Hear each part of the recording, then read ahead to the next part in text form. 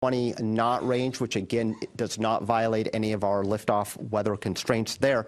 You do see superimposed on there the various launch opportunities, including tomorrow as the primary window, and then the next 3 days. So you do see a day-to-day fluctuation with that moisture content. On any given day, we'll likely get a few showers to develop off of that. But again, with the onshore flow, most of those showers with the sea breeze each day, which tend to be the more vigorous showers, will move off towards Orlando. You do see towards the end of this chart, so going into the weekend and beyond, a much more massive amount of moisture, the green there. And did want to point that out because this is just but one model at one time. And there has been a fair amount of inconsistency to how that moisture evolves. There's just pretty strong hints that we will see an increasingly unfavorable environment as we get beyond this weekend and maybe late into the weekend. But again, I wanted to point that out because some of the charts I'm going to show utilizing another model gives you an idea of the battle that us meteorologists follow every day with trying to assess the uncertainty component of the atmosphere. So next slide, please. All right, so this is for tomorrow. Again, the green blotches here would indicate rain. You can see still an onshore flow. You do see a little bit of green to the west of us. Again, that would be sea breeze-driven activity that has moved off towards the west during the late day hours. But still, if you squint hard enough, you can see a few green blotches lurking in the Atlantic waters. Again, much like yesterday evening, if you were out and about, the few showers rolled in. That is certainly a possibility for us, again, for tomorrow evening. Next slide, please. We are now in range, though, of some of our more high-resolution model guidance. So this indicates two different models that we look at here for the opening of our launch window for tomorrow evening. You can see some of them showing a few blotches of showers offshore, particularly the model that's on the left there. The right is mostly clear for us and has more of the showers, again, to the west of us. And again, in this pattern with an onshore flow, any showers that we have will move from east to west there. So again, it looks pretty good. Even if we have showers around, we have a 2-hour launch window, we should be able to shoot the gap between those showers, and none of these look particularly vigorous. Again, as I mentioned, the risk for lightning, which would expand our standoff distances as far as us launching a vehicle, looks pretty minimal for that threat for tomorrow. Next slide, please. So putting the graphics into numbers here, still maintaining a 20% chance of a no-go condition during the launch window. So the optimistic side of me says that means 80% chance of go here. Again, isolated showers wandering around, but again, a lot of real estate between those showers in all likelihood. So again, we should be able to find some clear air to launch Artemis II. Again, there's those winds out of the east-southeast, 15 to 20 knots, mild temperatures there. And again, the order of concerns from the weather standpoint here, cumulus cloud, and then winds would be a secondary threat, and then a much more distant threat would be solar weather. Again, the current flare, not a concern. It would be if there were any additional ones that form on the sun, potentially we would have to watch those. So let's go into the next day for our Thursday. Again, pretty similar pattern, still onshore flow. It does look a little windier, again, so that is an additional concern. And you also see a little bit more green, at least in the area. So again, I do suspect that a Thursday evening attempt would have a little bit more weather to deal with. So a POV of roughly 40% is what I'd be advertising for a Thursday evening launch attempt. Again, very similar concerns with the cumulus clouds and the winds as well.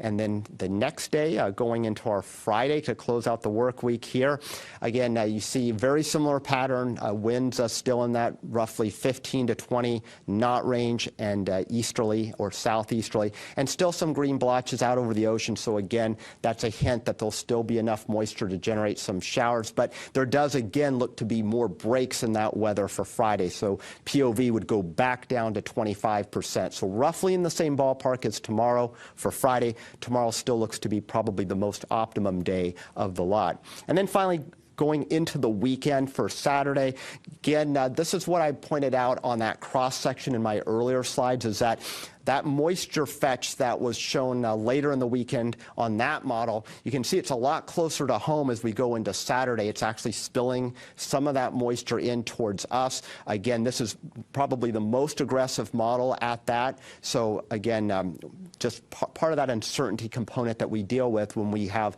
limited forward visibility going out a number of days. So all things considered, a Saturday evening launch attempt would definitely have to throttle the POV back up again to right now about 30% or close to 1 in 3 chance of a weather violation on that date. So tomorrow looks to be the best. Other days hit and miss, but still pretty good. There's nothing here that is screaming a no-go for the entirety of the window for any one of these attempts.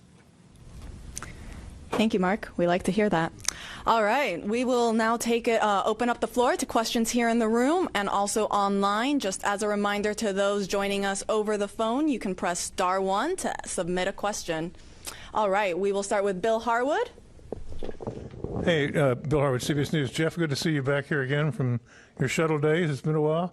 I think for Artemis I, there was something like 42, 41 COLAs, collision avoidance cutouts. What's the story for Artemis II? There's a lot more stuff up in low Earth orbit than there used to be. Thanks. Yeah, there's quite a few more that we manage now, and part of that is how we're actually laying out the COLAs. We had combined a number of COLAs during Artemis I where there were small gaps in between them, and now we're showing all of the COLAs to give us more flexibility, if you will. Because when you have, when you combine those, it takes out larger chunks of time when you could have launched in one of those points between there. So if you had, say, 3 COLAs with a small period of time with it, and you combine them all, it takes out a larger chunk than leaving those gaps. And we're pretty good now during our trainings at being able to pick up the clock quickly and on the fly and hit those very narrow gaps that are in between all of these COLAs that we're dealing with now. So I think that it's definitely in our best interest to keep it where it is. Right now we're at about 156, and they assess that on a daily basis, so it could change it by a couple. All right, we will go to Marcia Dunn.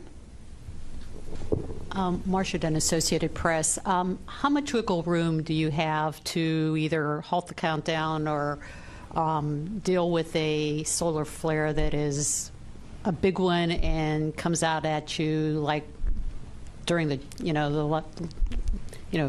once tanking begins? I just didn't know how much heads-up time you need, and just sort of talk about that, please. So we have launch commit criteria that are outlined for the solar weather, and those go down to T-minus 6 minutes. And so we would be evaluating those throughout. Mark and their team would be looking at those, and if there were an LCC violation, would call it back through the launch weather officer to the launch director. Mark, I don't know if there's anything you wanted to add there, but yeah, I'll add a little bit. That's exactly right. And just to give you kind of a background, currently our satellite data from this most recent event that erupted yesterday, as far as the actual particles or protons that would potentially impact a launch for the vehicle, we're running about 2 orders of magnitude below our constraint, and that's just barely above background levels. So again, we have a lot of time to see the response, and in fact, these particular particles, the protons, they are laggards. So if there's an eruption, we'll get the X-rays first. Those will be detected by satellite, and then the protons follow, and those are the ones that are a little bit more nuanced in terms of the actual ability to launch. Those are where the constraints are based. So we do have lead time for that. Thank you both. We'll go to Jackie, right there in the last row. Hi, thanks for doing this. A question for Jeff. We've been learning over the past few days that because of this larger hydrogen tank, there's more flexibility with recycling. But we also were told that if you have to hold or abort for weather or technical issue after T-minus 5 minutes, that you can't do a same-day recycle. I was wondering, can you walk us through that? Why is that T-minus 5 minute mark significant? And we'd just love to hear more about what is and isn't possible during terminal count. So the main driver in a recycle is the amount of time that you have, because a recycle does take a fair amount of time. For us, it's about 75 minutes. If we've gone all the way through from 6 down to about a minute and a half, or even down to 33 seconds, and we've been in that time frame. It could take us as much as 75 minutes. It takes less than that the closer we are to 6 minutes, because that's when we stop actually topping off the tanks at that point, and we shut everything off and it's boiling off. And so, but the 5-minute constraint, it's not really a constraint there for us as to whether we can or cannot. We can do a recycle as long as there's enough time in the launch window to perform it. We can do a recycle all the way down. The only constraint we have is if we get inside of T-minus 33 seconds and we have a cutoff, then we're going to have to scrub for the day because we can't recycle from after 33 seconds. All right. We'll go up front right here. Yes, Bert Dicht from Ad Astra Magazine, National Space Society. We often hear that about 400,000 people were involved with the Apollo program, and certainly tens of thousands have been involved with Artemis. As we get ready to the launch, I just want to recognize the workforce and see what's their mood as I know they're focused in their jobs, but how are they all feeling?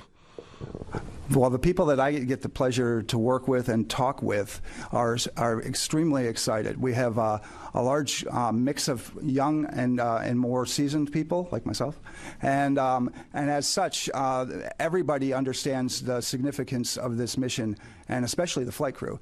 But the team that I get to work with, they come in every day. And people are concerned sometimes that we are working so hard towards these milestones and things, but there really isn't. People love coming to work. They love doing this job, and that's why they're here. And they work through it every single day to get us to this point. I think everybody understands what our mission is, and that's to get back to the moon, and we're going to establish a presence there in the very near future. And the fact that we've changed direction and been able to get some additional launches, that really changed the calculus for a lot of people as to what we were doing and how we were going to get there and the things that we're going to do. So I think there's a lot of excitement and fervor within all of the groups that are out there, but especially here at Kennedy, the folks that I see are very, very excited to get on with this mission and get on and get started with the next one. And we got boosters coming in a month, so we're going to be looking for that. Thanks, Jeff. We are excited. All right, we're going to take some questions over the phone. We have Ken Chang with the New York Times. Thank you. This is from Mark. I was just wondering, when you say there's a 20% probability of violation, is that 20% for the entire 2-hour window, or is it 20% that there will be a red during the window? And if it's the latter, can you say what the chances are that there would be a launch opportunity? Thank you. Yeah, good question. So again, the 20% just refers to the probability of having a violation during the launch window. That violation could last 5 minutes, it could last 30 minutes, it could last an hour. In this particular setup, I would imagine that if we get a violation, generally Cumulus Cloud would be the most likely candidate, probably in and out inside of about 30 minutes. And then again, as kind of the high resolution models hinted to and what the pattern supports, likely we would have additional opportunities within a 2-hour duration window. Thank you. Next up, we have Christopher Mick with the Hudson Star Observer. Thank you for the information today and for holding this briefing. I just wanted to ask a follow-up kind of on the weather hold question. I know you can't completely control that with where you are in the count, but I think you mentioned, Mark, in the 2-hour window, there's some bands of green that could potentially be coming through. Is an optimal situation? Could you kind of walk us through? Is that like holding at 10 minutes and then you're waiting for that band to move through and proceeding on from the 10-minute mark? Is it at 20 minutes? Is there kind of a what are the opportunities for kind of being the best to hold at? As far as the holds go, we have very prescribed holds as to where we can hold. Generally, if we have a weather constraint, we're going to hold it T-minus 10 minutes. We won't pick up the clock from there generally if we have a weather constraint. If we are counting between 10 and 6 minutes, we can hold at 6. We can hold there for quite a while, actually, through the remainder of the launch window if there is a violation that occurs between 10 and 6 of any of our weather LCCs. So we can sit there for a while. If we pick up a weather constraint inside of T-minus 6 and counting, if it's something that's most likely, if we're going to have a constraint, we're probably not going to get it in a very short period of time. So we'll have to do a recycle and then come back and see if the weather's going to be good on the other side of that. But we have very prescribed hold points and where we can, stop and then pick up the clock again as required. Thank you. We'll now take questions back here in the room. We have one here right up front with this gentleman over here. Hi, good afternoon. Tom Costello with NBC News. As you are now back on the pad, and of course in February you dealt with the issues on the wet dress and the tanking issues, what will be the earliest concerning signs you'll be watching for as you begin tanking tomorrow morning, assuming everything is going well, but you will clearly have your eyes very closely monitoring that tanking progress? What will you be closely watching for that there could be signs of trouble? The first thing we would probably be looking at is a recurrence of these events that happened previously, right? So once we get in a fast fill on hydrogen, that is where we had the previous issue where we had the leaks. We believe that we've solved those through, we've changed the seals out, we've done exhaustive testing, and so we feel pretty good about that. We went through a wet dress with that seal, so all of that says that we feel pretty good about all of that. But that's where we would generally be looking at, first of all, is right there at the beginning when we transition from slow fill to fast fill on the hydrogen side. Thanks. We'll take some more questions over here in the room. Let's go over to this side. We'll go right here up front as well. Hi, Sawyer Rosenstein with NSF. We talked obviously about the weather here at the Cape and around the area, but what about abort weather criteria? Can you go into what that looks like for the coming days, and also how often are you measuring it? How are you measuring it as well? Okay. Yeah, good question, and a complex one, actually. So the winds are obviously coming from onshore, and the whole point of, in case of an abort, is if we have to utilize that system, we do not want to have the Orion capsule land back on land. So there are particular thresholds, are really the component of the onshore wind that's exactly perpendicular to the coast. And so just getting a wind out of the east, southeast, the actual coastline is more oriented northeast. So we take only a fraction of that onshore component, which helps us out. Now, if the winds were starting to back, if we saw that indication on maybe one of the backup days that instead of them coming out of southeast, they were more northeasterly, we would unfortunately be exposed to a higher percentage of that onshore component. So we do look at it at a layer, not only at the ground, but all the way up through 4,800 feet, and to make that assessment, and it's an average speed through that layer, and we actually do have calculations to run that. But the decision point is actually from a balloon that is launched at L-3 hours and 10 minutes. We'll be providing the launch director already with assessments of the forecast well before then.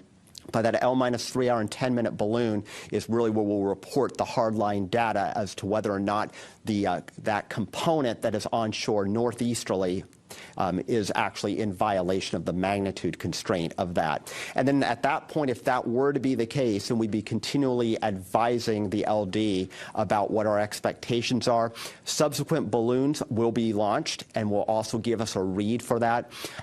In addition to balloons, we also have the 915 megahertz sounders that we have, which also give us real-time assessments of what the wind direction and magnitude is. So we have a number of ways to address this. So even if we were to proceed deeper into the countdown, weather, of course, changes. And so the forecast component plus the actual hardcore balloon data and the sounding data gives us that ability to make a forecast and provide numbers. So it's possible at one point in the countdown we could be technically unacceptable for that low-level wind abort constraint, but then evolve to be acceptable or vice versa. Thank you, Mark. We'll go ahead and take then the person right behind him. Tim Dodd, Everyday Astronaut.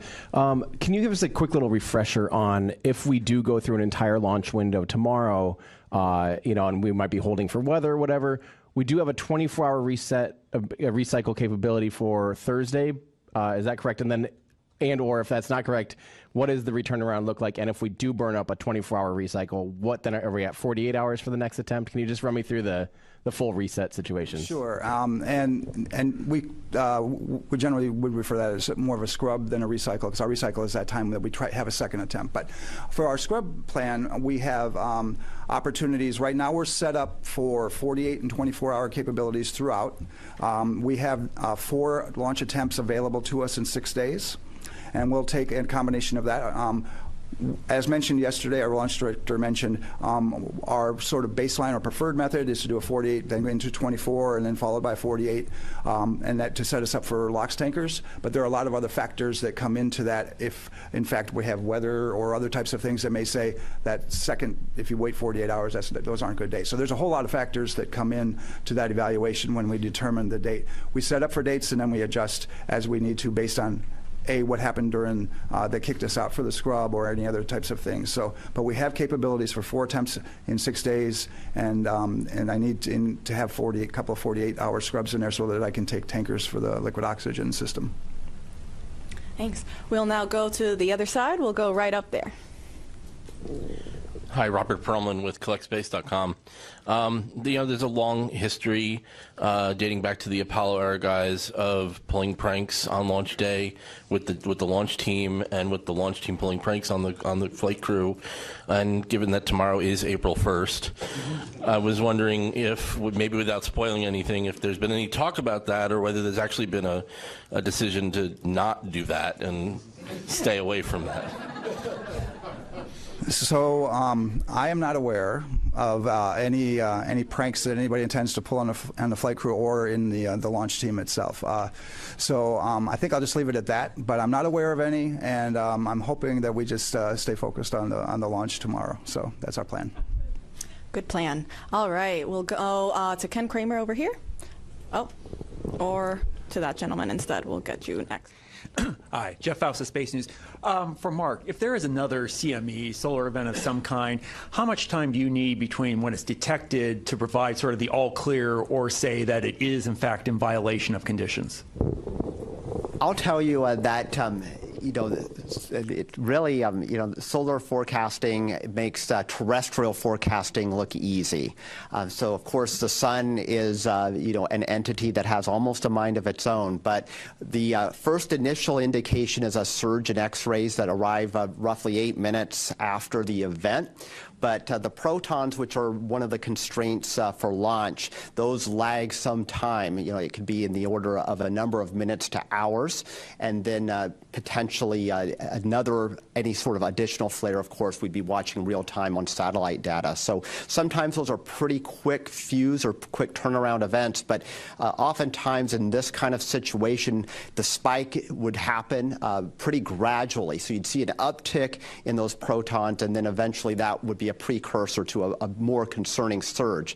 But again, right now we're hovering right around background levels, and it takes actually quite a bit of energy directed towards the Earth for us to even get close to those constraints. And right now where that sunspot group is, it's still kind of out on the limb. Talking to the experts at NOAA's Space Weather Prediction Center this morning, they're the ones who monitor this and forecast this, though they're definitely more in that lane than I am.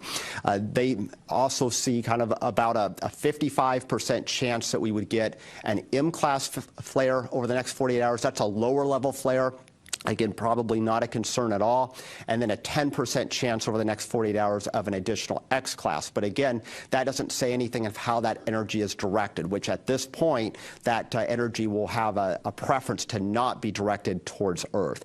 In a few days' time from now, if we were to get another flare from that sunspot group as it rotates towards the center of the solar disk, that would be something that would predispose us to getting a little bit more of that energy. But as far as whether or not that's actually enough to trick a constraint, that's still a pretty high bar to reach. Thank you. We'll now go up front right over here. Hi, thank you for doing this. Ken Kramer, Space Up Close. For Jeff, tell me, I'm very interested to know about the LOX and the hydrogen testing that you're doing. You mentioned you're doing a little bit, I think. Can you go into some detail? What are you doing to ensure the best possible outcome so that we don't have any leaks, especially of hydrogen? Well, that was essentially the purpose of, our WDR2 as we went through that. And then likewise, we had done it. Yeah, out of the pad. When we're back, we do a number of different leak tests and pressurization tests and decay checks and those types of things throughout the system. We do more of those when we get to the pad. After we hook up the systems at the pad, we test the system from end to end for the same types of things. As far as on the liquid oxygen or system and on the liquid hydrogen system, both, we do what we call dew points, meaning we purge those to the point where we want to make sure that we have no moisture in the lines or at an extremely low level so that you don't have potential icing in the system. So we do all of these different things to make sure that the system is going to behave in the way we expect it to on launch day, and we've accomplished all of that to date, so we should be good. Thank you. We'll now take some questions over the phone. We have TJ Mascaro with the Epoch Times. Good afternoon. Thank you so much for taking the time. My question's for Mark. Can you please give a bit of a refresh about the cloud violations and the concerns behind them? Yeah, indeed. So cumulus cloud, which is the one that we're talking about here, and that's one of the lightning launch commit criteria, that's actually the most commonly violated here on the east coast of Florida any time of year. Again, you walk outside most days, you'll see a puffy, what looks like a cotton ball out there. If that cotton ball gets more agitated and it grows throughout the depth of the atmosphere, that's when it starts triggering our so-called standoff distances that could cause an issue for launch. So as long as they're shallow and flat, not an issue to fly right through them. But they get up to certain levels of altitude, it could be as much as a 10-mile standoff distance between the rocket on its flight path or the launch pad and the edge of that cloud. And so, again, they have to get quite vigorous. They don't even have to produce, though, lightning to get necessarily at that 10-mile standoff distance. For the launch date coming up, I don't foresee any of the cumulus getting that high into the atmosphere or that cold, which would trigger that much real estate being blocked off for us. But we could certainly have fly-through considerations, which means we can't launch the rocket directly into the cumulus cloud, or possibly even as far as 5 miles from it, just given how the atmosphere profile looks like. The depth of moisture is pretty shallow, even though it feels really humid out there. So again, that helps us in that consideration. But I'll also point out that just looking at our overall climatology here on the Eastern Range, so almost 1 out of 4 launches over the course of the year would have one or more no-go lightning launch commit criteria. Doesn't mean the launch scrubs, but again, it's a pretty common occurrence. Scrub would be a lot lower percentage than that. So again, that kind of speaks to the transitory nature of these clouds. You get a 2-hour launch window, they could be in the flight path and then just as soon be right out of it. Thank you. We'll now go back to the room, and we'll take it in the second row here to this lady right there. Nicole Mortillero, Canadian Broadcasting Corporation. Going back to the X flares, I know that there's a radiation shielding test that will be done on this mission. Can you talk about what that radiation shielding is and how it works? And if you needed to do it, let's say, day after tomorrow after launch, would they be able to do that quick enough? Go ahead and defer that to Jeff. Yeah, the crew has the ability, and we anticipate that if there are, in fact, any need for shielding from radiation on orbit, they have contingency plans for that. They're going to practice some of that during the mission. As far as where they go into the vehicle and those types of things, there's some space in there that they can actually move into in the vehicle that will provide an additional shielding of the components of the ship itself, which provide the shielding inside of the areas in which they would be able to get to. They also would potentially move some of the equipment near to some of the by the windows and some of the other things as they do that. But there's a protocol that they have for that, and I'm not probably the most versed person on it, but that's the part that I can tell you of some of the things that they have that are capability-wise that they can do on orbit when if there are any of these types of events. Thanks, Jeff, and we can get you some more info if you have additional follow-ups. We'll go to the gentleman right next to her. Thank you very much. Tarek Malik for Space.com. I think for Jeff, you just mentioned the need for focus and whatnot, of course, because it's April Fool's Day coming up. But by all accounts, it sounds like this has been a very smooth and continual run-up to the launch. And I'm just curious how you are ensuring that the team continues that vigilance in what has been a very staid and quiet countdown. I would say that I wouldn't necessarily characterize that because it's quiet that we're not still doing the same amount of rigor out in the field. We're just finding less things now than we had previously. I think at times you get to a point where you have found and corrected as many things as maybe are available to you, and so the things that we find now are quite small and much less significant than we had in the past. So I hope that's a really good sign, but we still have the same amount of vigilance. We have the same procedures, the same people doing the same type of events throughout 24 hours a day, 7 days a week, and we've been working up to this. And so we are still in the same posture, regardless of whether maybe it looks like it's quiet. People are still putting in the same amount of effort and working towards, because again, they know the significance of the mission and the people that we're flying on it, and that they're going to do the right thing and make sure that we're safe to do so. Thank you. We'll go over to then the third row. We'll go to the gentleman there in the middle. Thanks so much. Mike Mainberg, Wall Street Journal. Jeff, kind of related to what Tarek just asked, it's been more than 3 years since Artemis I. Have you observed kind of in this process any jitters on different teams, any rustiness getting out there as the real thing unfolds? Yeah, thank you. We've been training since Artemis I for this time, right? But we've also had to modify a lot of our procedures, hardware, equipment, training, and other things to get to where we are. As we've worked through that, it has been a building process for sure. We've seen that just in working through the WDRs, and the number of items that we've picked up each time has continuously gone down when we got through the countdown demonstration test and the WDR2.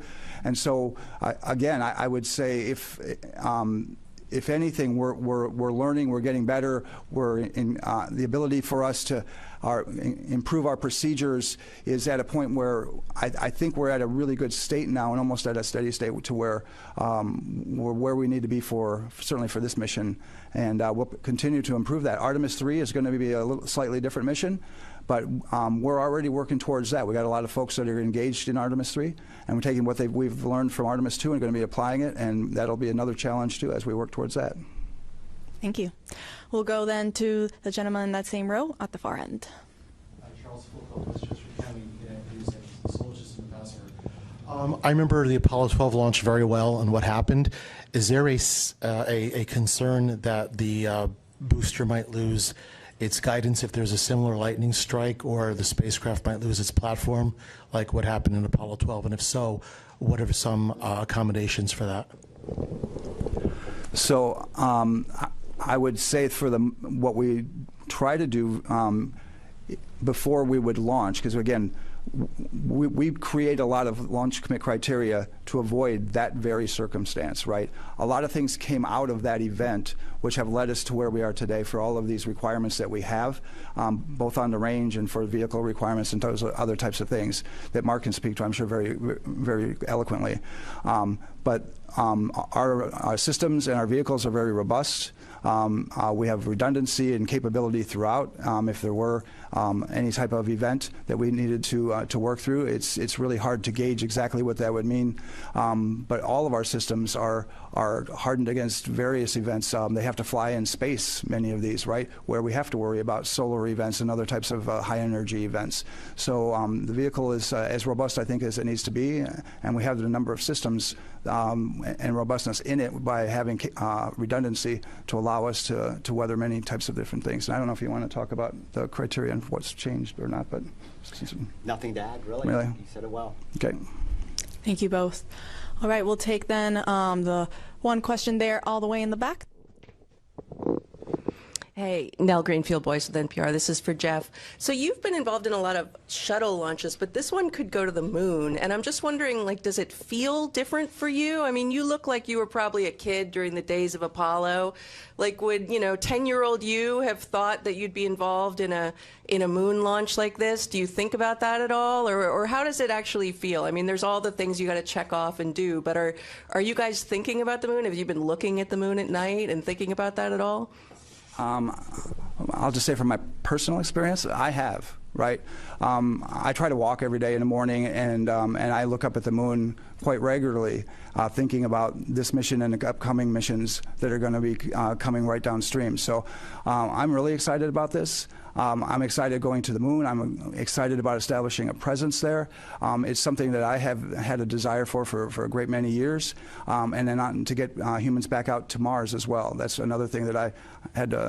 Fortunately, I had the ability to work on some of the studies that we did in the 90s on the Mars missions and things. And so I have been looking for human exploration of the solar system for a very long time. And it's part of the reason that I'm actually still here is to continue to put humans into space and to get us back into this launch mode that we are, so that we can continue to explore and establish a moon base, and then continue to work towards getting to Mars.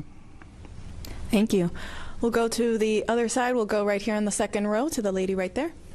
Hi, Brandy Campbell with Fox Weather. I have a question about weather, of course, from Mark. Just with your past experience with issuing these forecasts, when you have a similar forecast, what we are dealing with, that 20% chance of a weather violation, do y'all normally get through that 2-hour window, or just the window, and have a successful launch? What have you experienced in the past? Well, of course, the forecast is perfect, so it's a 1 in 5 chance of us getting a weather violation. If we look at all the data over time, it comes out to being pretty close. But again, each countdown is different, so sometimes there's 20% that end up being no-go the entirety of the launch window. There's others, and most of them don't have a violation. So pretty close to that 4 in 5 times. And again, in a pattern like this, where we have a moist onshore flow, I would be definitely thinking that we'll probably have showers around. Whether or not they get into the flight through path of the rocket, that's a whole other story. We're good because this time of year and this pattern doesn't lead to a lot of robust thunderstorms, so that does help us. It also eliminates a lot of lightning launch commit criteria, so that works in our favor as well. Thank you. We'll go over there to the gentleman in the blue shirt, the blue collar shirt. Hi, Pedro Palota from Space Orbit Brazil. You talk a lot about the weather for launch, but I would like to know about the weather for splashdown, and if is there a chance to move the launch day due to a bad weather for the splashdown. I know we are a lot of days for the splashdown, but the weather can improve or get worse. So I want to understand what is the backup scenario for that. Do you want to talk the weather first? Okay. Yeah, I can speak a little bit to the weather. So we're not, at the 45th Weather Squadron, we're not specifically issuing a forecast for the Ascent Corridor or the Pacific here. We do have a team of forecasters that will be deployed out to the Pacific for the recovery. So they'll be watching that as well and assisting in all of that. But really for us here on day of launch, the only thing downrange that we're really looking at, other than thunderstorms and the associated clouds and the lightning launch commit criteria, would be what those low-level Orion abort winds would be on that corridor. We have colleagues out in Houston, Spaceflight Meteorology Group, that are assessing risk profiles going out across the Atlantic on ascent far beyond the Cape. So, Jeff, I'll let you speak to the rest of it. Yeah, and the flight team is part of that assessment that would be done on day of launch about the capabilities that we would have, both for any kind of contingency landing, an abort once around, or any type of other event, and that folds into the launch day decision process as to whether we're going to make an attempt or not. We do have quite a bit of flexibility based on weather in the Pacific for those various scenarios. But that is essentially a launch day decision and would be part of the overall decision on whether we tank or whether we launch based on that weather criteria that coming out of the flight control team. Thank you. We'll go to the gentleman there in the back, to Stephen Clark. The Stephen Clark, yeah. So I am Stephen Clark with Ars Technica. Following up on that last question, have you heard anything from SMG about how the ascent corridor is looking? I know that's not within your responsibility, but what are you hearing about the downrange weather in the Atlantic? And also for Jeff, just want to make sure, I know the trajectory and the azimuth changes day to day. Does it actually change like minute to minute within the launch window, and how do you manage that, if so, with different conditions and different azimuths? Thanks. Go ahead. Yeah.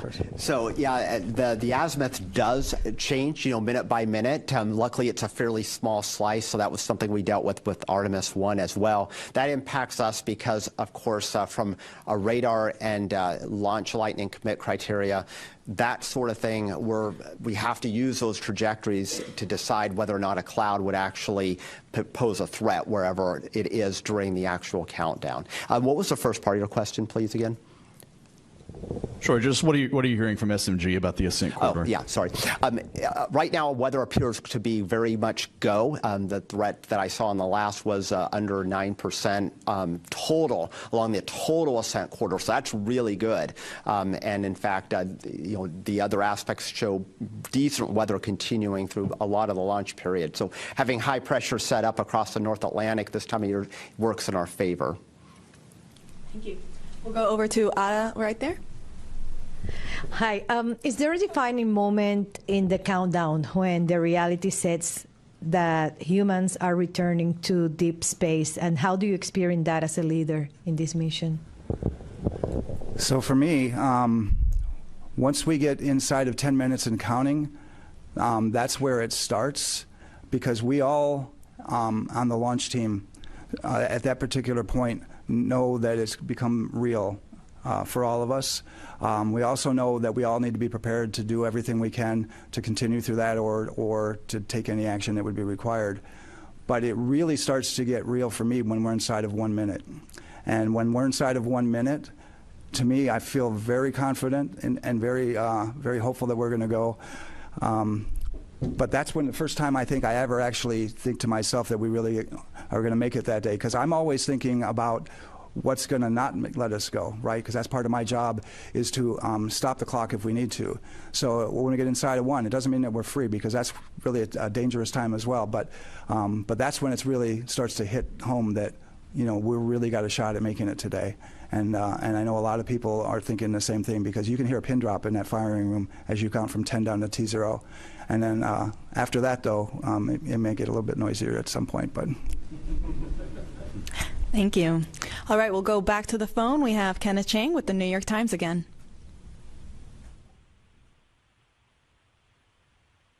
And Ken had hung up at this time. All right. We will then take one more question here in the room. I don't believe we've taken your question yet, sir. Hi there, I'm Semenic with the Globe and Mail. I wonder if you could just say something about the closeout of the capsule, where backup crew members are going to be in the capsule. I think that's this evening, but could you clarify that part of the operation? We have 2 time frames when we'll have the backup crew members, and we'll have 1 at each of the intervals. When we're doing the final closeouts of the capsule before tanking, we'll have one of our astronaut support personnel in there, working final configurations for the crew, switch list, and a few other things at that point. And then on our actual closeout crew team, it's a 5-person team, we do have another backup crew member. Andre's on that one, and Jenny's on the first one. But he'll be on that team, and he is responsible. He's one of the 2 people. We also have an insertion technician, Bill does that work, that is responsible for strapping the flight crew in during that time frame and getting the crew module all set up at the very, very end. And then when they're done, they come outside. But he'll be inside of the capsule during that time.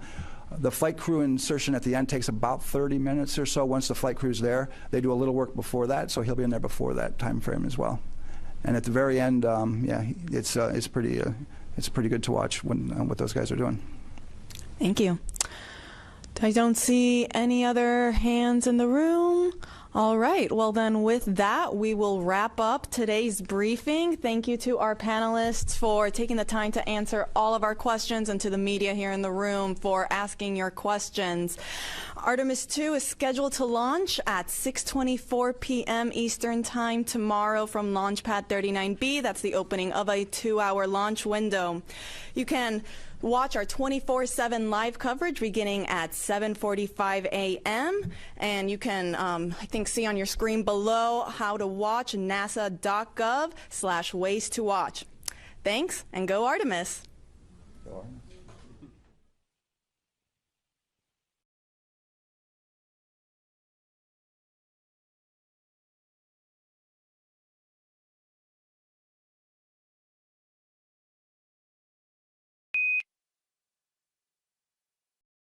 Bienvenidos a la Mañanera 360, conferencia de martes desde Palacio Nacional. Hoy tocó reporte de salud para que no nos dé tos. Se informó sobre la vacunación contra el sarampión. ¿Qué cree? Buenas noticias porque los casos ya tienen una tendencia a la baja. 17 millones de vacunas aplicadas en nuestro país desde febrero pasado. Está teniendo éxito la campaña de vacunación porque se está poniendo freno al sarampión. Arlene, ¿cómo estás? Además de que tienes tos. Así es.